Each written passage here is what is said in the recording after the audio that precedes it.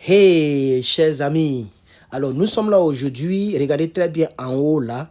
Voilà, vous voyez là où c'est mis en grand caractère. C'est le test de niveau fin lycée général et entrée en université. Donc, ce que les gens appellent DOG 1.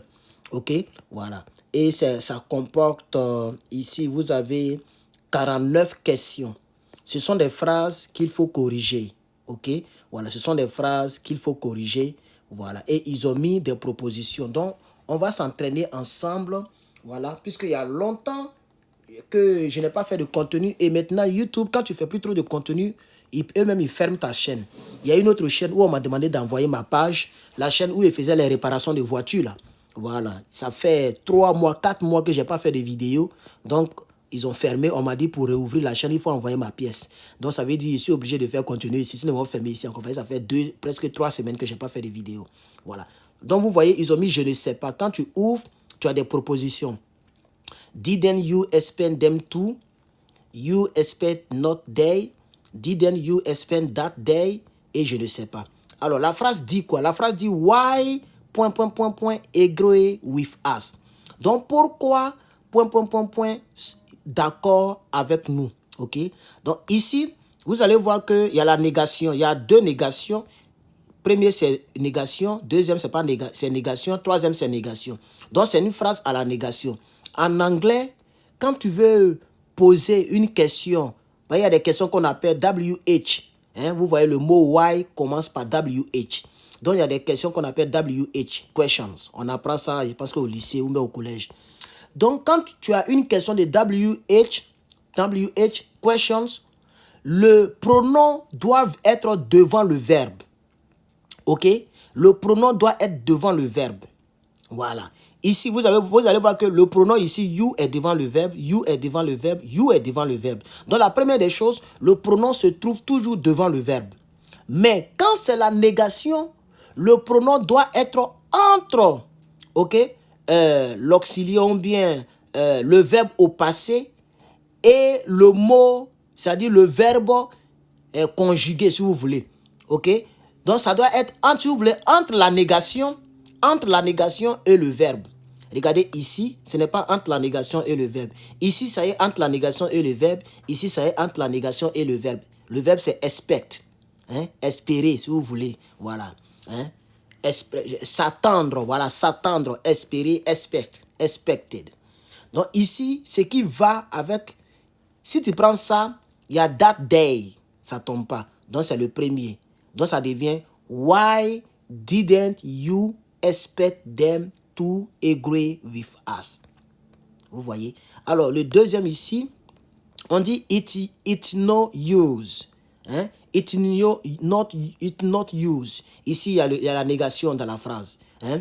Maintenant, on dit qu'il faut compléter entre les trois là. Tu as ici of complaining.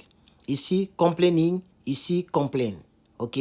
Alors, it not used. Use, c'est le verbe est déjà passé. Donc, tu peux pas prendre le dernier. C'est déjà passé. OK? Et comme c'est une chose, tu dois dire deux. Donc, c'est le premier. Of complaining. Comme il y a beaucoup de questions, si je vais aller en détail, on va durer. Donc, je vais vraiment aller un peu plus vite. Ici, on a you, worry. It will be done. Donc, ça veut dire en français, ne t'inquiète pas, ça sera fait. Tu vois? Donc, ici, ne t'inquiète pas, ce qui va, c'est lui là. OK? Yes. Voilà. Si tu voulais, c'est you needn't worry. It will done. OK? Voilà. Mais bon, souvent, nous, on dit you don't need to worry. Ça ne se dit pas. C'est le premier là. OK? Voilà. You need it. Et ça, c'est très rare. C'est pourquoi c'est marqué ici, entrer en université. Parce que c'est des contractions vraiment bizarres. Quatrième phrase. They heard him, to himself. Donc, ils l'ont entendu se parler à lui-même. OK? They heard him. Donc, talking. Tu vois? Ils l'ont entendu parler. Voilà. They heard him talking himself. Ici, on dit, let us, this point carefully. Tu vois? Donc, ça devait let us explain. Pas explaining. Pas to explain. C'est let us explain. Laisse-nous expliquer. Tu ne peux pas dire laisse-nous de t'expliquer. Tu vois? Laisse-nous en t'expliquant. Non, c'est laisse-nous t'expliquer. Voilà comment ça marche. Donc, ça, c'est là. Voilà. Ici, ça donne we, change left. OK? Nous n'avons pas changé la gauche. Tu vois? C'est ce que ça veut dire. Nous n'avons pas changé la gauche. OK?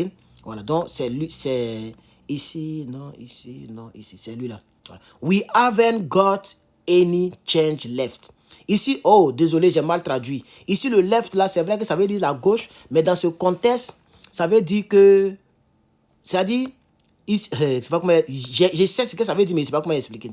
Sinon, c'est we haven't got any change left. Ça veut dire on n'a pas encore eu un changement. Voilà, on n'a pas encore eu un changement.